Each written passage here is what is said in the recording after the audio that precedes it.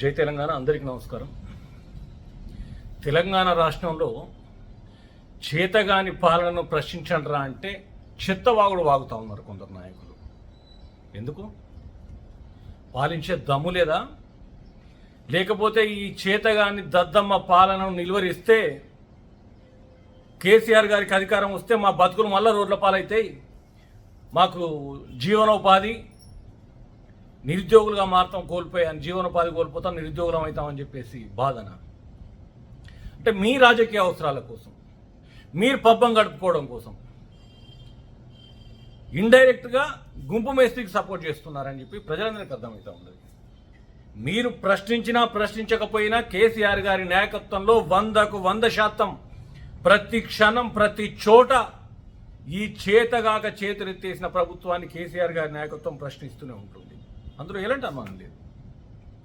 కానీ ఇలా బీజేపీ ఆడుతున్న వింత నాటకాలు, కోటొక్క అవార్డులు పొందినటువంటి మేధావులు ఇవని భజన చేస్తున్నారు. ఎందుకు చేస్తున్నారు? ఇవాళ ఏదైతే కేసీఆర్ గారు జగిత్యాలలో బ్రహ్మాండమైనటువంటి సభ పెట్టి ఈ గుంపు మేస్త్రి చేస్తున్న అరాచకాలను ఎండగట్టి బ్లాస్ట్ చేసిండో, చేయంగానే కొంతమంది కుహాన మేధావులు బయటకు వచ్చేసి కేసీఆర్ గారు ఏం మాట్లాడారు? పాత చింతకాయ పచ్చడే. పాత చింతకాయ పచ్చడి ఏంటిది? రైతు బంధు ఇప్పటికి 2 సీజన్లు ఎగ్గొట్టినరు. ఏ రైతుకు కూడా పంటకు ఉపయోగపడే సందర్భంలో రైతు బంధు వేయట్లేదు. ఓసారి 6,000, ఓసారి 6,000, అది కూడా పంట కోసుడు అయిపోయే టైంకు. ఇది చాలా దుర్మార్గం. ఈ చేతగాని ప్రభుత్వం వల్ల రైతులు ఇబ్బంది పడుతున్నారని ప్రశ్నించాడు. ఇది నిజం కాదా? ఇది ప్రశ్నించుడు ప్రశ్న కాదా? నిలదీయడం కాదా? మీరేమంటారు? పాత చింతకాయ పచ్చడి ఏమున్నదని అంటే ఏం కావాలి? హైడ్రా పేరు మీద ఎన్ని సంసారాలను రోడ్ల పైనకి తీసుకొస్తున్నారో చెప్తా ఉన్నాడు చెప్పిండు సారు. 420 హామీలతో చేసిన మోసాలను ఎండగట్టిండు పెద్ద ఆయన. ఇవాళ మీ దుర్మార్గాలు ఏ రకం కొనసాగుతున్నాయో చెప్పిండు. ఇవాళ బీఆర్ఎస్ ప్రభుత్వం ఎందుకు రావన్నో చెప్పిండు.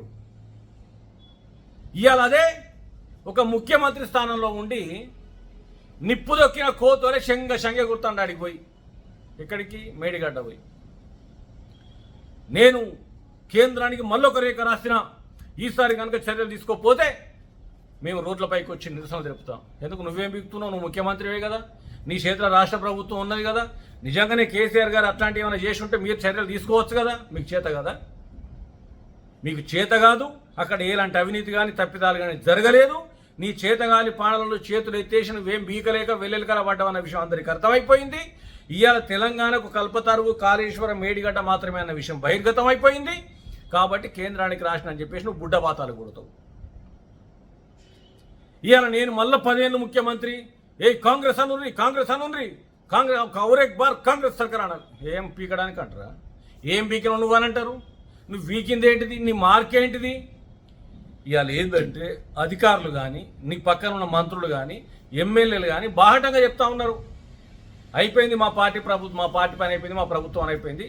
మళ్ళీసారి కేసీఆర్ గారి నాయకత్వం ఎవడు అడ్డం పడ్డ తన్నుకొని బయటపడి నిలబడుతుంది, జెండా ఎగిరేస్తుంది అని దాన్ని అప్పిపుచ్చుకోవడానికి బుడ్డబాతాలు కొడుతున్నావు. మళ్ళీ 10 ఏళ్ళు నేనే వస్తా, ప్రతిపక్ష హోదా లేకుండా చేస్తా. నువ్వు వీకిందేందో ముందు అది చెప్పు. నీ వల్ల వనగురి ప్రయోజనం ఏముందో అది చెప్పు. ఇది చేతగాక నీ నోటికి వచ్చినట్టు ఎగిరెగిరి పడ్డంత మాత్రాన ప్రజలంతా అమాయకులు కాదు. ఏ వర్గం దగ్గరికి పోయి ప్రజలు వాడు ఒక ముఖ్యమంత్రి అని చెప్పి కుక్క తిడుతున్నారు. నిన్ను ఇంకా సిగ్గులేదా? నేను మళ్ళీ ముఖ్యమంత్రి దేనికెళ్ళైతావు? ముఖ్యమంత్రి నువ్వు ఏం బీకినావని ముఖ్యమంత్రి అవుతావు? ఉన్న పథకాలను ఊడగొట్టినావు, ప్రతి వర్గానికి అన్యాయం చేసినావు. ఇవాళ కౌలు రైతుల జోలు తీసినావు. అవి వరకు కౌలు రైతులకు కూడా రైతు బంధు వేస్తున్నావు. ఆ ఊసు వచ్చిందా? 15,000 రైతు బంధు 3 పంటలకు వేస్తున్నావు. అది వచ్చిందా? రైతు బీమా ఎక్కడికి ఎక్కింది? కేసీఆర్ కిట్టుకి ఏమైంది? ఇవాళ స్కూటీలు ఇస్తానన్న మాట ఏది? మహిళలకు 2,500 ఇస్తానన్న మాట ఏది? నీ ఉద్యోగాల సంగతి ఏంది? తులం బంగారం సంగతి ఏంది?